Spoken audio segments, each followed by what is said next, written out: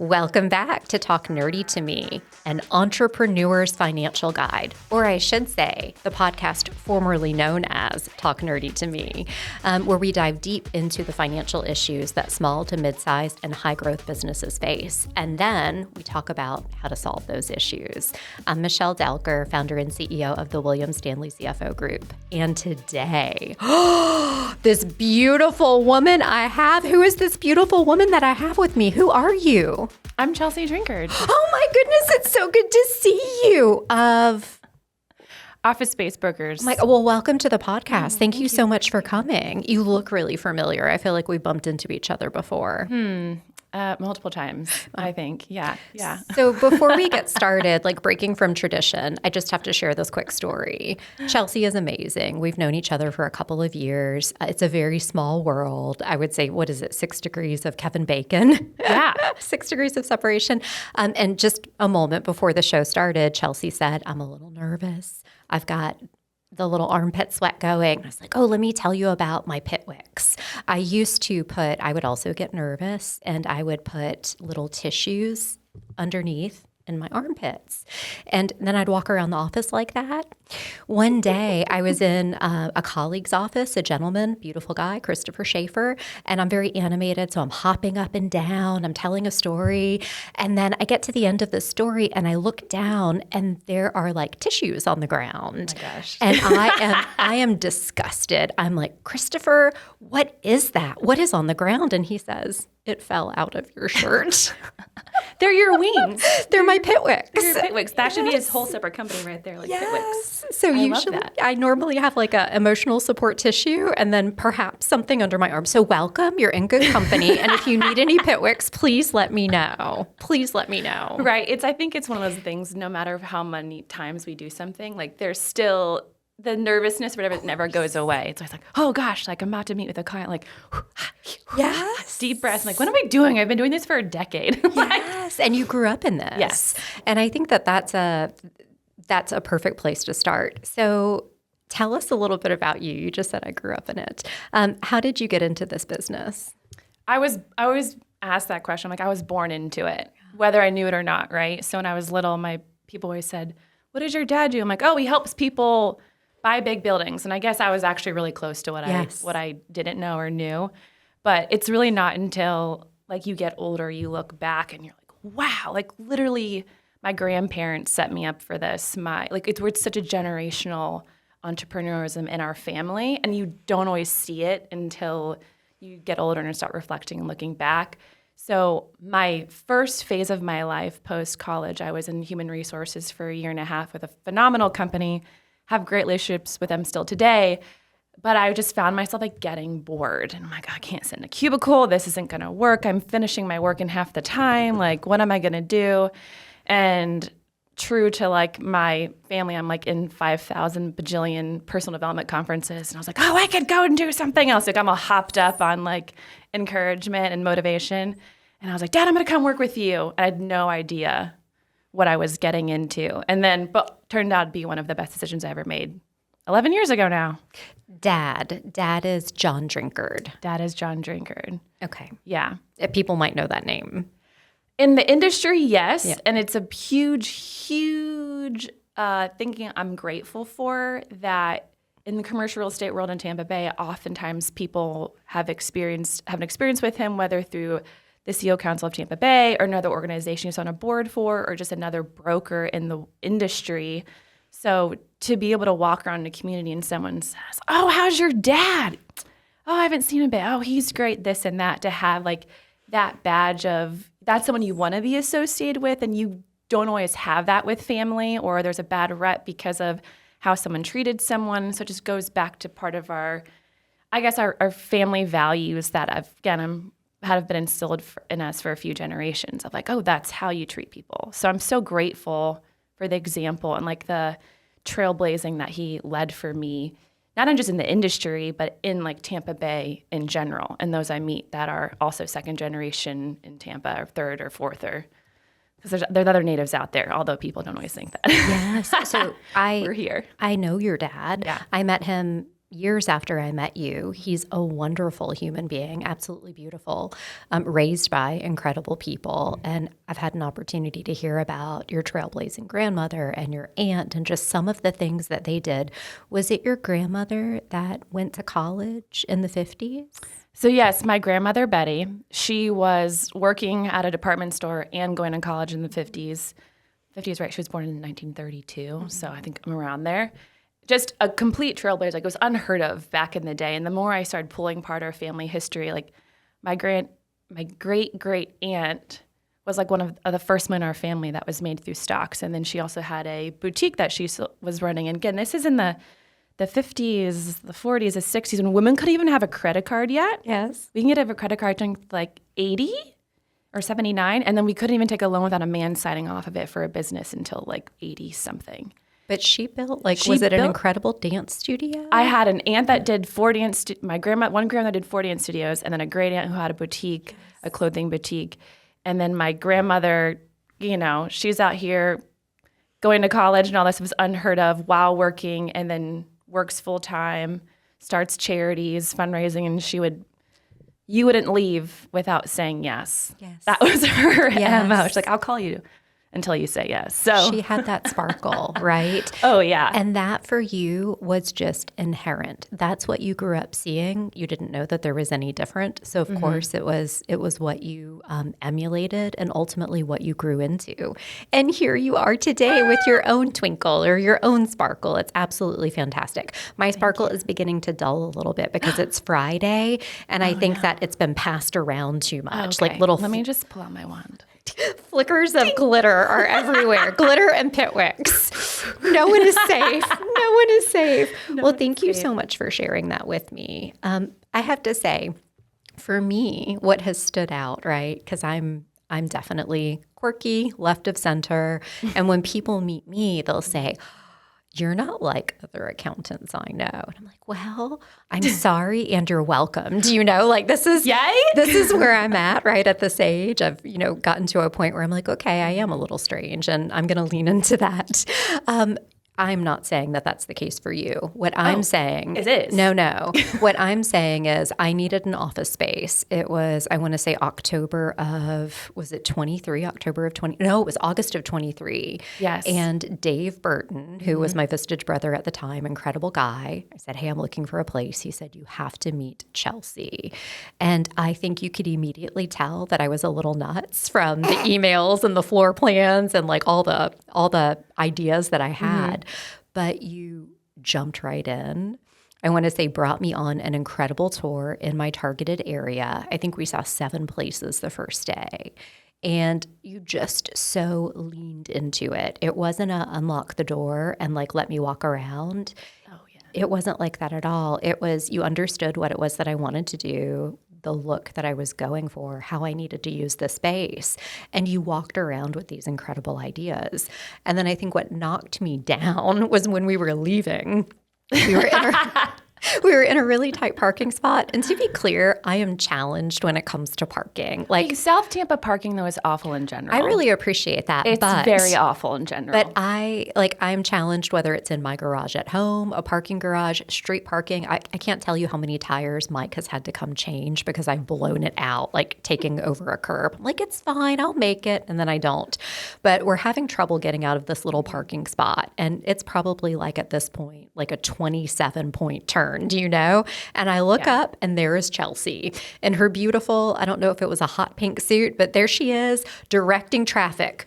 And I just thought, wow, that's amazing. There are so many folks that I've bumped into in the past that probably would have just gotten in their car and driven off. Do you know? It would have been just such a different experience. But for me, through the process, you met me where I was every step of the way.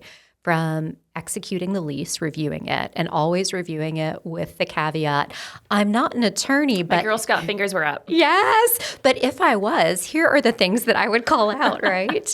To ultimately helping me get a key to the front door, do you know? And it was just such a wonderful experience. And I think for me really helped redefine what that could be. So I adore you, and I am so stoked that you're here to share more about you. But that's one of the biggest compliments coming from you. And I don't say that lightly, because you do such a phenomenal job of, you're intentional, you ask the right questions, you're fully invested, you exude excellence in everything you do, and you're just so intentional. And again, like the same thing, wow, you're not like a lot of CFOs. We're like, whoa, like, oh, you're like cool and funny. You know how to make it palatable for those of us who maybe like that's not our primary space that we're operating in, but you can get it. So it's coming from you. And I'm like, oh, wow.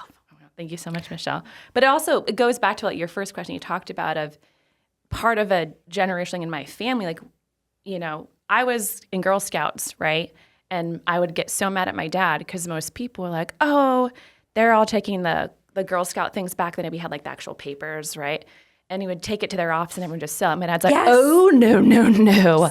Get it in the car. It's Saturday. We're going to go to the neighborhood. You're going to get out of the car. You're going to knock on doors. You're going to say, how many boxes of cookies would you like? Not if you would like to buy them. It's assumed close. How many would you like? And I would like, Dad, I'd cry. I don't want to do this. Da, da, da, da, da. You know, but it was a constant like pushing a value of like, you're taking initiative. You're looking for a need and filling it. You're anticipating what that need could be. And again, like you're doing the work. So it's the initiative self-starter to always like, no, this is what we do in our family. So it kind of goes back to everything. I guess like with my family in the past, like, no, this is what we do. Like you do the work. I'm not going to sell this for you. And I'm like, no, why? Or, you know, when you tour an office space, you're not just going to be quiet and open the door. It's more, it's consultative. It's like, okay, you understand, Michelle, that we're going to go into a historic building. The floors aren't going to be even, right? Like, we can't fix this. Like, you know, the fireplace is cool, but I want to make sure you understand these are single panel windows. You might have to like pay more in AC or do that. So really understanding, and my client says, this is what I want. When you're looking for a good broker to work with, they don't just absorb it. They might challenge you, and some people don't always like that, but it's like, okay, tell me more about that. Help me understand that. Is that a priority? How much of a priority that is to you? And like really getting consultative and sometimes coaching to help solve the problem. So you say you want this, but let's unpack why. So because that might not be what you think you need. It might actually be over here because this is a more priority. So when you go through all of that, it really unpacks and helps find out like, how can I really be a consultative in a coaching role here to help you meet what your long-term goal is? 100%. That is absolutely perfect. And I love your dad even more. I mean, truly, do you know, you're always looking as a parent for ways to like borrow from other parents who have done great things. And that is fantastic. Oh. I will be dropping the girls off somewhere in another neighborhood. I know it's not Girl Scout cookie season, but let's see what they can do. Right? Go. What can you sell and buy, right? Yes. I will give you one other good parenting hack he made us do. And looking back, I'm like, I use it on him, and I'm like, you created this. This was your doing, buddy. When we were little, we would ask, like, oh, Dad, like I really wanted to be a marine biologist. Lisa Frank with like the seals and dolphins on all the folders was like the jam in the 90s. Lisa Frank. Oh Loved my her. gosh. She brainwashed all of us. And I was like, I really want to go to SeaWorld camp, Dad. Like, I really want to go to SeaWorld camp. I'm a marine biologist, da-da-da-da. It's like, okay, great. Write me a 1-page persuasive paper of why you should go. Done. Bum, bum, bum, bum, bum, and do it. And then it was his way of kind of weeding out. If you really want to do something, you're going to put the work into it. If you don't want it, you're not going to put the work into it. So now I come prepared with speeches for everything. If we're, needing, maybe there's a business decision that we often disagree on stuff. And I know what I have to do to like come to the table and say, I disagree and here's why, blah, blah, blah, blah, blah. Here's the value add, and kind of, I know how to work with him now because he taught me how to. I'm like, you know all the tricks. You know every I'll key. use them on you. Yes. The best part is when you were doing that, back in the day, the persuasive papers, there was no Chat GPT. Oh, yeah. But now. It's her own brain, ladies and gentlemen. Yes. But now I can only imagine the arguments that you're putting together. So we were meeting in advance, right, to go over the questions. And Chelsea looked at me and said, hey, these are really great questions. Did you write these? I was like, What are you insinuating, Chelsea?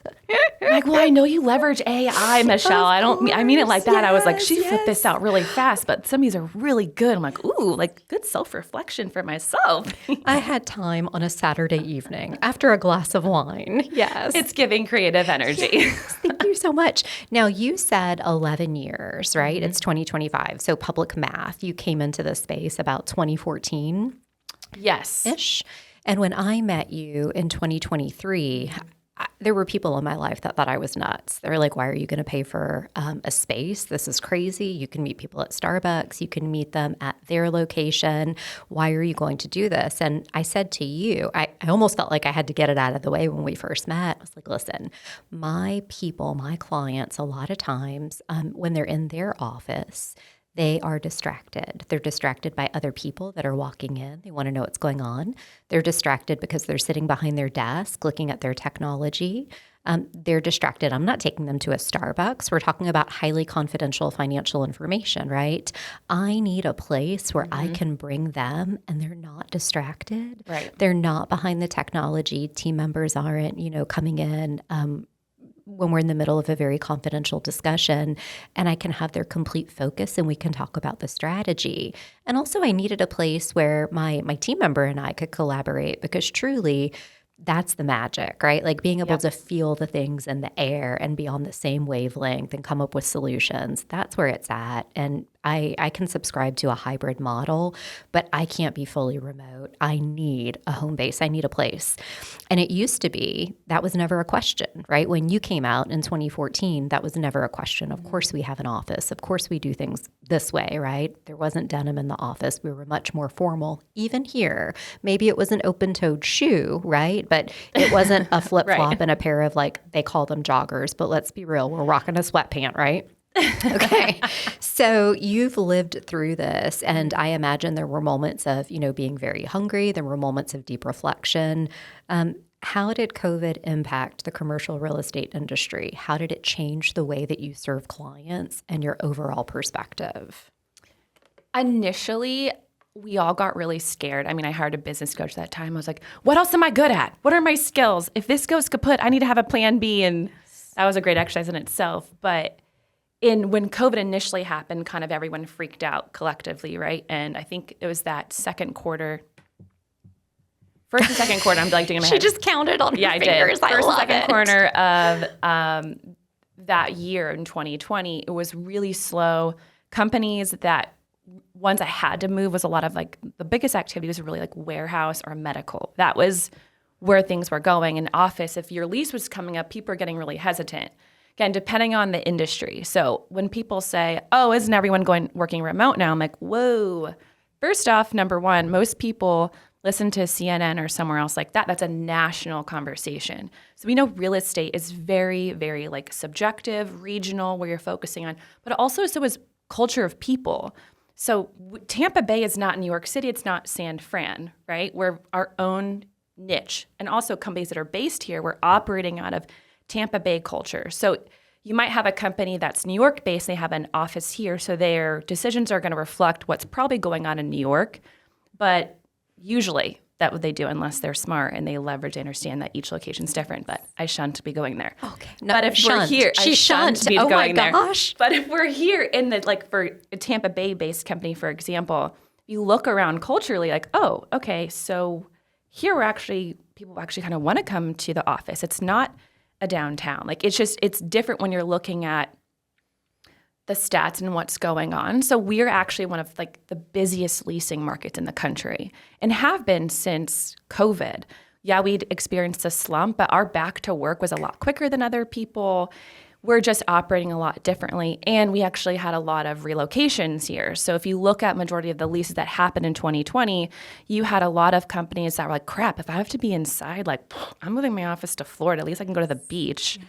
So we had a lot of New York, even Texas, California, Seattle. Everyone was coming here because they kind of got it. Like, well, if I have to go in, I'm going to do it here because you guys can actually operate like that. So we took a step back, and leasing had slowed down, but it's been picking up in this past quarter in Tampa Bay. We had our busiest quarter in the past 5 years since pre-COVID.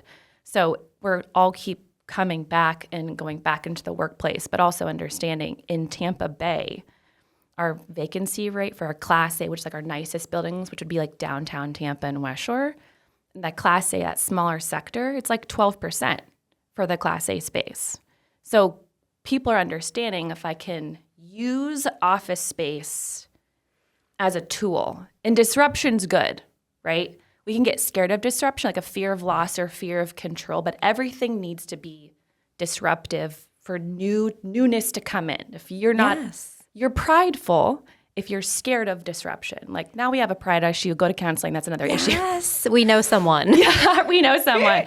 But humility is like, no, there's a place for this. So what does this look like in our world? Ooh, we need to use office space more as a tool. And how can I use it as a tool to like grow the company, impact culture, retention, recruitment, professional development for my younger employees? It sounds like using it as a strategic lever, right? Which is crazy because there was a time where it was just a place where we gathered to do our work. There wasn't another way to do it. And then everything blew up. We did have to reimagine. And that great migration is what you were referencing. Mm-hmm. We experienced the pandemic and the aftermath, I think, very differently than other areas. And we would be remiss not to contemplate the regional impact, right? Like we were the antithesis of other areas. So it does make sense. We had people not only relocating themselves, but relocating their businesses. And that was a selling point to their existing team members, as well as to bringing new folks on. What I have seen, which I think is really interesting, is folks that like their business isn't architecture or real estate, right? But using their offices almost like a showpiece. Mm-hmm. I was at, I would say, a wealth brokerage yesterday, and it was on Water Street. And this was just a lovely, lovely group. And they were so proud of what they had built and how they were able to host us, do you know? Mm-hmm. And really did their best to make just the location in and of itself an experience. Obviously, it can't be all form and no substance. Substance over form always. Right. But they had both. And I loved it because these were folks of a certain age, and they were really leaning into something that for me seemed to be very new and different than what it used to be like. Mm. It's really, again, like refreshing when some CEOs get it and some don't. So for those that don't get it I have a lot of TED Talks about a lot of things, and I use that term loosely of like, I have something I believe in and I want to talk about it, and and one of them is the correlation that I believe of working from home and like depression. And if you look at the younger generations that are coming in, that they don't understand professional development. So we've been going to the office since like World War I. We always just went to the office. It's what you did. But when you take away going to the office, you're not just taking away a place, like you're taking away a cultural fundamental in our society that is where you learn how to shake hands, how to look someone in the eye, how to have a conversation, how to insert yourself in a meeting, these intrinsic skill sets that every company needs from their employees. So again, and someone might be thinking, oh, well, we're a technology company, we don't need that. That's great, I hear you. Some technology companies do want that, some don't. So it goes back to, you can't take the human component. AI is great, technology is great, sure, but you can't take the human component out of your company of 100 people. You survey your people and go, wow, some of these moms like coming out of the office. Some people, they have 3 roommates, the younger ones, and they need to get out. So understanding what your people need, it's not a blanket answer. We all work remote, we all go in. What does your people need to excel in that, and how to use it as a tool? Like if we want our team to come into the office, let's be strategic on how we're adding value while they're there. Make sure their actual teams are there the same days. Or let's be in a location that we know they love Publix. Okay, they have Publix and Orange Theory right here. They'll come in. They want to come in. You know, we talk about we're still pushing the whole like dog thing. Not everyone can get into it to bring the dog to the office if they're not compliant. I have a golden retriever I'm obsessed with. Ty Preston, he's my chief marketing officer, closing officer. Preston, yes, he is. So I'm always like, bring the dogs, but you can't do that at every building. That's my own personal vendetta. Because he's the cutest. I'm always like, yeah, bring the dogs. But what if you're using it in a way to get your people to come there and use it professional development is the big thing. And some get it and some don't, but it'll take time. It'll take time to people understand, like, no, this is how culturally you can create. Or again, you're adding value of like your beautiful space. You're creating an environment for clients to come in, to feel safe, to let their guard down. You can help solve their problems because they're like in a safe space. You can't do that in a Starbucks. You can't do that in a random coffee shop. And Tampa and every city is small. You walk around and someone's hearing something. Yes. You don't want to disclose, something you shouldn't be disclosing in front of one. Someone's going to say, hi, now you can't focus. Or in the office, I've had situations like, hey, we can't meet in the office because the team doesn't know yet. We're considering. That's doing right. this. Okay, great. We'll go to this. Let's meet here. Let's do that. So it's like my passion project of office space is way more than a location. It's a cultural piece that we've had for generations, and now we're just being challenged to flip it up and look in a way that can add value differently. So it's so much more than a line item on a P&L. And I think that that's perfect, right? Because there was a time where people would want to sit back and make decisions just off of black and white, a printout with numbers on it. And if you do that, there's no hope, right? Like if you decide that we're going to have the dietary department pump out freestanding ketchup instead of the individual packets, because in the course of a year, we're going to save $1,200. CFOs shouldn't be making those decisions. Controllers, accounting managers, that's really ridiculous, right? There's an intangible benefit of being able to hand out those smaller ketchup packets. And what may make sense on that, printout, that $1,200 may sound great. It's not. It creates a huge disruption. And I just think about how short-sighted it would be if we operated that way and we didn't consider all of the intangible benefits outside of even the great things that you've mentioned. I recently bought a practice. So, I'm incorporating this additional business into my existing business.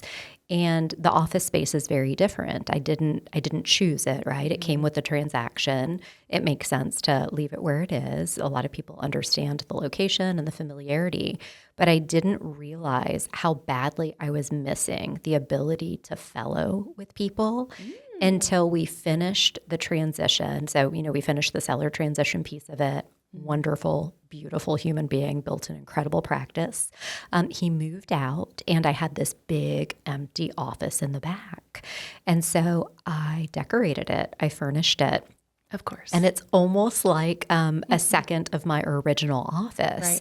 And it's only been like that for a couple of weeks now. But do you know what's happened in those couple of weeks? Tell us, Michelle. So before, if clients came in, the only place to meet was like with my big 32-inch monitors right next to us. It wasn't conducive to true conversation. It was like, go sit here and someone can do your return for you.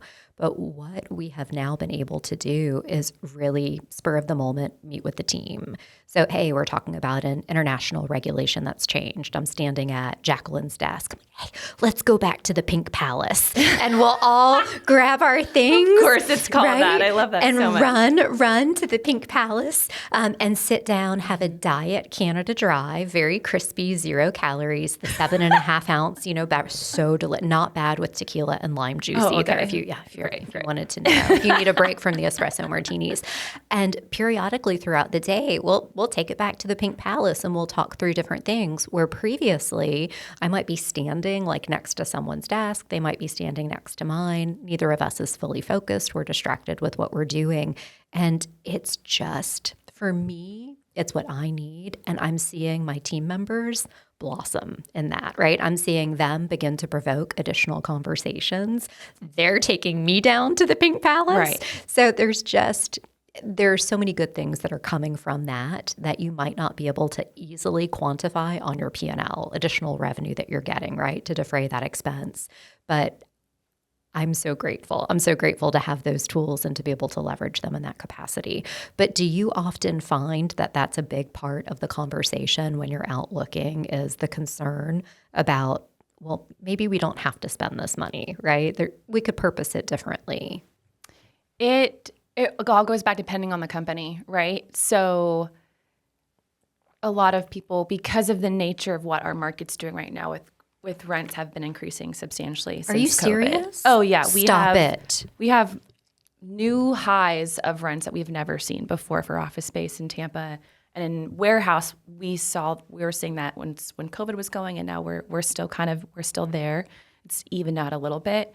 But so if you've been in a lease for 5 or 7 years and you're coming out of the market now, you are getting deer in headlights, shocked, fight or flight, freeze, just run me over with your car. So it's like going from my 2.3% mortgage to current rates. 8%. Yeah. Whatever it is. Changes all the time, right? So we're already dealing with that. So that's like one of the big I like to set expectations of, just so you know, like, oh, my rent increased. Oh my gosh, this landlord's awful. I'm like, whoa. Let me show you the market, and let me show you an example of, they're not necessarily the bad guy here. It's just the nature of the market. So we're kind of up against that. So having that conversation already, then I can position, well, do you actually need all this space? So what if we shrink your footprint, increase the quality of the building that you're in, so and use it in a way that makes sense. So maybe not everyone needs an office, or maybe we're going to do some more open work area, or if a building has a conference room that you could use, or you create your own space like that, then it's using it in a way that you might be paying the same amount or more, but it's smaller, but it's more intentional. It's not, oh, we just have this random office over here. We just have this extra space that sits here. Like, wow, sometimes we can get more strategic with it, and it might be paying a little bit more close to it, but it's just intentionally used. It's strategic. It's creating the environment that you want. So you intentionally, with your pink palace, I love you for that. Oh, thank you. Multiple things why I love you, but that's also one of them. Delightfully unhinged. Yes. It was recently described. Honestly, thank you. That fun fact, delightfully unhinged, is what it is. But you've created this free space that is almost giving them an opportunity to take initiative, to set a meeting. This is the creative energy in this space. So this is what it's used for. So you're bringing this intrinsic value to something that necessarily wasn't there before. They've never maybe had it or knew that was even possible. So like, you're inspiring in them problem solving, creative solving. And there's so much research behind the fact that one-on-one physical in-person, your ability to problem solve and creative problem solving, especially these days that we need, I think it's like double. I read articles like this stuff all the time. Of course, yes. It's, I think, double of your ability to problem solve. So going back to, some companies or certain roles, great, remote works for you and that's your culture and you get together quarterly, whatever. But a lot of us, that's really not, it's not for most people. Or then we can get back in the generation conversation of, each generation looks at an office different. You know, the baby boomers, they need it to print something. Yes. Or just the habit of getting out. I have lots of clients, a lot of them are law firms, that they just need to leave the house because their wife is like, you cannot stay here all day, every day. Or their husband. Or their husbands. You got to go. Yes. You need to leave. Yes. Get out. So, right, it's a generational thing, or why we're going. It's funny, I have some Gen Z conversations of interns that I've had, and a lot of them have said, like, no, we want to go somewhere. We want to. So I can see it with a little backpack on. We want to go somewhere. Let us go, right? Or the ones that get it, the ones that are in like finance and sales and customer service, they get it. They're like, well, if I want to be a CPA one day, if I want to be like head counsel, I need to be with them. And that's the professional development, personal development piece, that like, I can't schedule a Zoom with my boss because they're so busy, versus I could walk in and just knock on their door.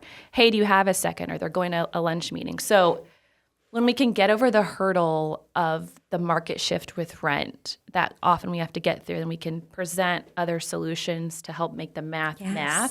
And if they're like a very visionary founder and CEO, they look past of just, love the CFOs, love them, but some can't get past the numbers. I would say majority can't. Not of them are all delightfully unhinged. Thank you so much. You're welcome. They can't get past that until you get like your VP of human resources in there. You get like an organizational development person there that really can help speak to it of why this makes sense, why this is going to make us money. Yes, there's so much psychology involved. And sometimes I don't articulate it well, but I was explaining, I was like, I hate teams board meetings, right? Like they're roll. very emotional. There's a lot that's happening. And for me, I find that if I can sit in the room, I can feel the electricity. And I can also see when the chairman or the CEO is starting to get anxious. And usually I'll roll over. Do you know, roll over? And like a little, not a kick, we don't kick, but just like a little nudge, like, hey, it's okay, right? Like, no. I can see that didn't land the way that it was intended, right? So just so much that you can miss from a social cue perspective, and then just so much fallout as a result of that. So high touch, high stakes situations, growth, development, all of that. Body language that you just mentioned. Yes. You can't tell them like, oh, is he mad? Like, if you're right, not everyone is. Again, I'm a psychology major. I wanted to be a counselor. Yeah. So like all this makes sense. So I'm like, tell me more about why you want your office space. Yes. Tell me, how do you feel about that? That is fantastic. I love it. So I was going to ask you, what do you foresee? What do you project in the next 12 to 24 months in commercial real estate? But I feel like you've beautifully teed it up into that segue. So rents have exploded, which is probably contra to what many people are expecting. Tell the people, Michelle. Many people, you right? You got a microphone. Tell them. They're not prepared because Right. they're walking around with this impression that there are all of these vacancies and that people should be looking to strike a deal. So there's a bit of shocked moments happening when they're looking. I love how you said people have to be more intentional, because I can think even for myself, over the years where it's like, well, of course, bigger is better. Do you know, like if I know I only have 2 team members, but why wouldn't I want an office with, 7 individual offices? We don't need an office with 7 individual offices. Right. Our space needs to look different. And so I think really pushing people to get past those preconceived notions and expectations of what that space should look like. Obviously going to be a really big deal managing those expectations. What do you see? What's coming in the next 12 to 24? Yes, that we don't know about. I would even give the opposite of that, of some people for the benefit of the bottom line because they need to save money. Oh, we'll just make like 3 office work. It's all we need. I'm like, okay, well, it's not just you, founder. Let's talk about your team. Like, are they going to thrive here? Do you want your team to feel like an afterthought? Because like if your employees aren't flourishing, you're not making any money because they're the ones that's bringing in the money, right? Yes. So I see both, and I'm like, do you want them to feel like, oh, they can just make it, we'll just make it work? I'm like, are we on the same page here? Because this is not, they're going to leave. Like they're going to leave the company. But I would say the next 12 to 24 months, we're seeing, so flex space is something that has also grown a lot since COVID. Everyone knows the horror story of WeWork, right? They were publicized everywhere that they raised too much money, they went bankrupt. Did you watch the movie? I've seen parts of it. It's so cringy. It's not good. I was tensed up the whole time, but I could not look away. Yeah, it's like a train wreck. From a different perspective, just like focusing on that explosive top line revenue growth without any concern about the corresponding disproportionate growth in expenses. I might have yelled, I might have clenched, I might have all the things, but I could not look away. There's people like that the companies, again, I know they're different, and I don't know their ins and outs of their books, but they can give the industry a bad name, if you will. So it's like certain other companies can lease space somewhere, and it just doesn't. They give everyone else a bad name because they don't treat it with respect, or it doesn't work well. So. Yes. I would say, so flex space is a good example. So a lot of people that used to work from home are now getting out. It's not necessarily people that had big offices are going to flex. Like we're seeing more of those that used to work from home moving into the flex environment. Yes. And some coming back and scaling. So we're seeing both. It's not just, there's more flex space, which is like a co-working, a WeWork. I'm a big proponent of Industrious. I like them a lot. I've been working with the one in Tampa now since they first came here in 2016. I have lots of clients that love it. It's a great tool when companies are growing. So you're paying more on a monthly basis for the luxury of having a month-to-month, a 6-month or 12-month lease. So sometimes that makes sense. We're paying more for flexibility. Sometimes it doesn't. So those have been growing, and I think they'll be continuing to grow. And there's definitely a space for those that are less fishbowl-y. Yes. So a lot of people will go, oh man, the industry is a great concept. It's beautiful. I love the feeling, but I don't want to be all glass as a fishbowl. And then we have a Regis that's like, they're archaic. Like I'm not working with them. So I couldn't say that. But I would say it to your face. Like, you're archaic. It works well for a certain sector, but there's a space and there's a really great group that I know they're looking at multiple locations all the time. They're called Your Office. They're phenomenal. Okay. They are great in the middle. So people like that is what we need more for professional users that aren't creatives, aren't a fishbowl. But so we'll see more people like that. We just had a new group take a 30,000 square feet in Rocky Point that they're similar to fit that niche. So we're going to see more of that coming. I think also we'll continue to see more people keep coming back to the office. You keep seeing that's a trend, you know, when Twitter brought people back, PayPal, everyone's bringing people back. And the flip side of that, people can say, oh, that's because, well, they're just trying to like, people get fired if they don't come in so they can cut costs. Okay, so maybe that's the strategy. Maybe they hired too many people. Like, again, we don't know. It's so easy for us to just judge why they're doing that. Could be a tool. And also, they probably did hire too many people. They don't need them all anymore. So, well, there was that scarcity mentality. People were grabbing people up. They were so nervous, right? So it's a rebalancing. It's finding that middle. The equilibrium is beginning to get to where it should be, right there in the middle. That's part of business. Always. We're always equilibrium, fixing, moving, adjusting. So I think we'll keep, again, right now it's like Tuesday, Thursday mostly. When you look at office buildings, that's when the heaviest parking is. Okay. Monday and Friday, it's a little lighter. Okay. But I think we'll keep seeing more people coming back in, and less people are taking longer term leases. We've had some companies trying to do a shorter term for the flexibility of the fear of the unknown. But now that we've kind of know politically what the vibe is, you can kind of plan for the vibe as much as you can, because we can't control the political vibe. Plan for the vibe. But we know like the lane it's probably going to be in, right? So that's helped a lot.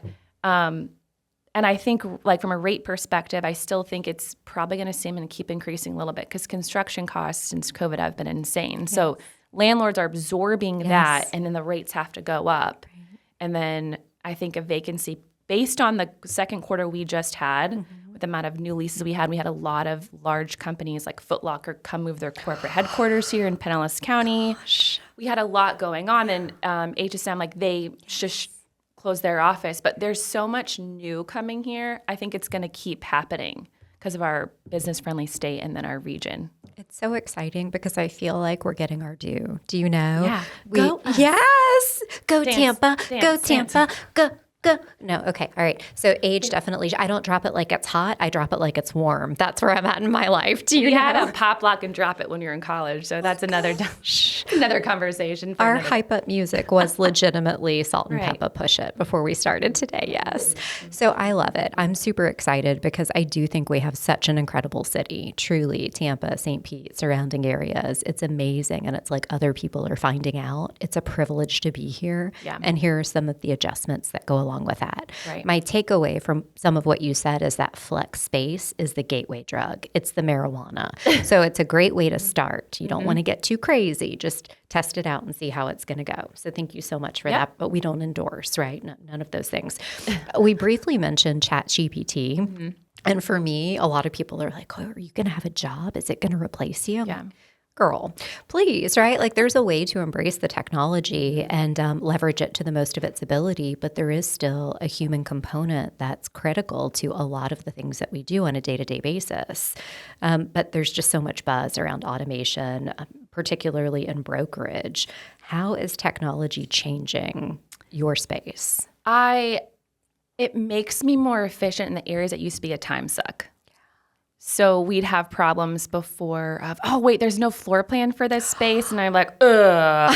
I'm like drawing on a piece of paper and trying to make it work. And now we have apps that we could like take a picture of the space and it will make the floor plan for us quickly. Yes. So it's the things that were time sucks are now more efficient. So I can focus on what I need to do, which is like maybe getting the phone more, like, hey, I need you to answer this question, or having the conversation with other brokers, like how can we put this deal together? So that's one big component that it's helped, and it's saved time when we're serving clients. So a quick 3D tour, a quick video. Yes. Like don't judge a little video tour on a phone. Very often I'll do that. I'm like, oh, no, we're here because we saw that we knew it could work. So it's making everyone's time both the client and the landlord, depending on whose side of the transaction you're on, the landlord or the tenant or the buyer, the seller side. It's more efficient being strategic with our time.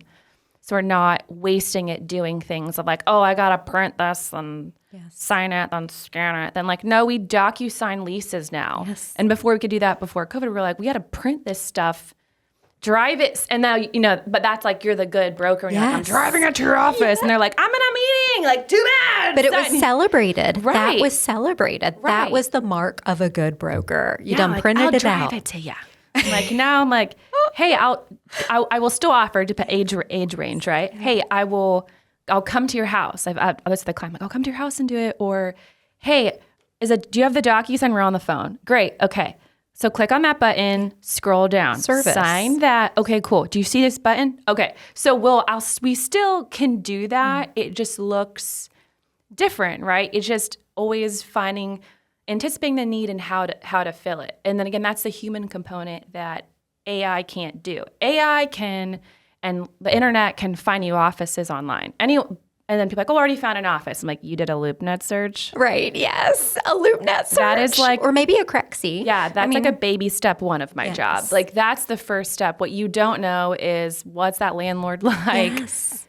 How is that building maintained? Yes. You can't find that online. You can't find that. That's when you're looking for a broker who, like, so we'll often say we work as a funnel. So I know everyone's noodling on LoopNet, Google, Crexy, whatever, driving around. I'm like, hey, we'll put it in the funnel. Oftentimes, I'm not going to toot my own horn. Oftentimes, I already looked at it and I know it's not going to work for you. Right. Or maybe sometimes there's a sign you drove by it and I miss it and they put it online. So it's counterbalance, right? So, but that whole soul of like the LoopNet is not just like the search. Like the value that we bring is our ability to get a deal done and what you don't see online and that the AI can't deliver. Hi. Yes. That's why we're here. I remember, and I think it's beautifully said. I think I must have sent you probably like 25 different listings. In an Excel spreadsheet. In an Excel spreadsheet. Categories and everything. 100%. I was like, she's great. A filter, grid lines were removed, all the things, right? It also has to be pretty. Like you have to want to look at it. Yes. But you were able to scrub through. We had a conversation. Mm-hmm. You asked me, and then you were like, yeah, Chica, this one's not going to work. We're not going to do that one. And then we did. You discerned. And I think we wound up seeing like 7 or 8 places in one day. Oh, yeah. We're about efficiency here. It's a very hot August. I was wearing a blazer. It practically melted on me. Yeah. And we found the place that day. Also, I mean, it's almost like going on a dating app, and looking at someone's picture. And it's like, wait a second. So the angle. Why is this the best metaphor I've ever heard? But it is. The angle and the lighting and all the things. And then you meet the person in real life and you're like, wait a second. I had this happen to me on a dating app recently. Those pictures are from 10 years ago. or like they've been modified. Like they've been, and it's not really, I cannot tell you how many headshots I see, like even professionally. And then I meet the person and I'm like, where's so-and-so? And it's like, so-and-so is at the table, but I didn't recognize them because I think it's the same thing. Even with the virtual tours, you can take those videos from a certain angle. You need to get in and feel that space, right? You need to. So I wholeheartedly agree. Mm-hmm. I think, you know me, right? Relationships are at the heart of everything. Always focus on the relationships. And for me, in addition to the expert knowledge that you have, that is the differentiator. That is the biggest value that you bring. And, in my career, I was a scrappy little nobody. I worked for a company that was owned by GE, and I had the blessing of really learning what gold standard looked like. And then when I left that environment and I started working in a more entrepreneurial organization, what I found was that they didn't necessarily have that same gold standard in place. And a lot of times it's because they didn't know it existed. They might have started working with someone, like they got the first car loan at 22% and they were just happy to drive off the lot. But 15 years later with an 850 credit score, they're still getting that, terrible deal. And it's really about showing, no, this is the level of excellence. This is the standard of excellence that you should have. And I feel that way about you, about your brokerage. I mean, truly in everything that you do. So if you're watching, and you won't be watching on Spotify, right? Because we done been deleted. You'll be watching us on YouTube. That's the professional terminology. Yes. Take that. This is what right looks like, truly. And personality, chemistry, all of that's a really important thing. But what I have seen is some people, and I cringe, right? Because I get very, as my daughter says, offensed. Do you know? Like Yes. when things are just thrown around, it's like, it's not that easy. Some people think real estate is really easy. They think I'm holding your mic. I did it. Sorry, guys. I'm like holding. I'd give if I had it, and I'm like, give her the mic. I'm give her the so mic. old. I thought we were gonna We can pound fist it. bump, too. Okay, all right. Keep it up. I love where you're going. Thank you so Yes. much. Tell the people. I've met so many people who are like, yeah, I'm going to get into real estate. You know, I just have to do this little bit of studying and I take this test, and they think that the fish are jumping out of the river into the bucket. Yeah. And it's awful, right? Because it's not easy, but sometimes it's difficult because the landscape can become cluttered with so many different folks that are out there because so many people have jumped in. What should people look out for when they're looking for a broker? What are some things that it's like, yes, definitely, these are things that we want? And maybe what are some red flags? Because we talked about dating profiles, right? And it only takes a couple times. And then you're like, listen, I'm not falling for that. Right? I'm not falling for. No, I met my husband in 1999. I did not have an internet connection. So I've not had to go through any of those things, but I've heard from friends. My eyes are rolling. Red flags for sure would be, are they asking you, they need to be asking you a lot of questions. The broker needs to be asking you a lot of questions. The broker, yes. The broker needs to be adding a lot of questions to really understand what you're looking for. And then also, if they do residential and commercial, I'm not a fan. I don't touch residential. I have a business partner that I refer all my residential deals to. We have a great relationship. She'll send me her commercial, and I've got other realtors like that in the area. That's over here. So they need to specialize in commercial real estate. And then I think one of the best things you can ever get are like reviews. Like I'm very public with my, on LinkedIn. I think I just hit like 32 on Google. Woo! Great job, Very Chica. exciting. Yes. So always like looking for reviews. I think so that, again, red flag if they're overly in residential and commercial, if they're not asking you a lot of questions and they're, or even just like being offended by the fact that you're questioning and asking questions. It's good. You want to ask questions. Wait, what does this mean? And if they aren't, a red flag, if they're not trying to educate you and make sure you understand this marriage with either a lease or this building that you're buying or selling, like this is a marriage or a divorce. Whether we're leasing or buying, it's a marriage. If we're selling, it's divorcing, right? Are you leaving it good or you're being screwed? If you don't, they're not really making sure you get it, and they're educating you, asking questions, and they're looking for ways to like, okay, so you get this. Okay, cool. Then it just goes back to like, they're just like transactional. And it's hard in our business. So our slogan is it's more than a transaction. And I intentionally came up with that because our business is typically very transactional. So we want to be opposite of that. So if they're not that high touch and they're just kind of move on to next, and you kind of feel like an afterthought, yes, I wouldn't work with them. They could be too busy. And sometimes, again, we commission-based business, right? It's usually they're not residuals coming in or anything like that. So by accident, that can happen. Sometimes it's intentional, but if they're just too busy, then move on. So I think those would be the biggest red flags, though, of, again, if they say something like, oh, don't worry about it, it's fine. Like that, when you bring up a concern and, well, what about this? And they're like, blah, blah, blah. Like, no, you need to, and that can be a style, it can be a generational thing. Like an older brokers or something it's fine, just trust me. I've been doing this for 40 years. Like if they're like dismissing, I'm like, are you a narcissist? Like you're dismissing the concerns of the client. No, like, wait, what? No, that's not gonna, especially if you're doubling your budget, this is your first lease, whatever you're doing, that's a big step. you need someone that's going to give you that Ritz-Carlton white glove hand service that can help you walk you through that. I think what can be hard for some folks is there was a time where it wasn't the information age, and certain experts were the experts, and they held all of that knowledge and information, and they were highly revered and also coveted as a result of that. But people today have access to so much, right? And we all interpret it differently. And so, your doctor can sometimes get irritated. You're like, listen, I think it's toxic shock syndrome. I have these symptoms. Get off WebMD. Like your ponytail is too tight. That's the cause of your headache, right? So I understand at a certain point, it's like, okay, guys, like, please trust some of, but you can do that after you've built the relationship, right? Like after you've established that credibility, after you've heard, after you've made that investment, then you can look at them, right? We've done 3 transactions together, right? This is what I'm seeing here. This is why I'm saying that. But if you feel differently, tell me and let's talk about it. Like maybe it's something that we can figure out together. But no matter the discipline, for me, it's the relationships. And in this business, you're dealing with such high dollars, right? Like transactional, how? How is it transactional? And also, we're not just facilitating one deal.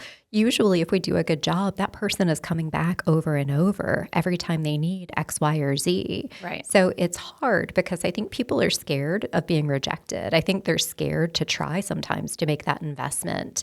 But it's like, listen, I don't want to love you for the night.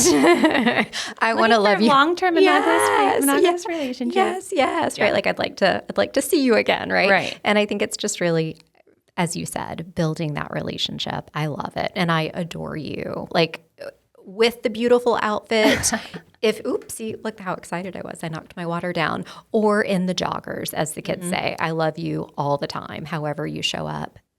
Is there anything you wanted to share with the people that you didn't already? Now is your moment. Oh gosh, now I'm thinking.